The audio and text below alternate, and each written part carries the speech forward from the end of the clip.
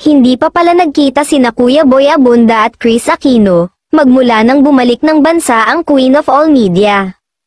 Hindi talaga nagtutugma, minsan, hindi siya pwede, mahina siya, minsan naman, inuubo naman ako, hindi pwede, sabi ni Kuya Boy. Pero araw-araw daw silang nag-uusap, at inamin naman ni Kuya Boy na siya ang nakikipag-negotiate sa ABS-CBN ng show na ibinibigay nila kay Chris. Pero hindi pa raw niya alam kung anong show ito, hindi ko pa talaga alam, wala akong idea kung ano yung show, sabi pa ni Kuya Boy. Hindi rin masagot ng King of Talk kung kakayanin ito ni Chris sa kalagayan niya ngayon, kung okay na ba talaga siya at pwede nang bumalik sa trabaho.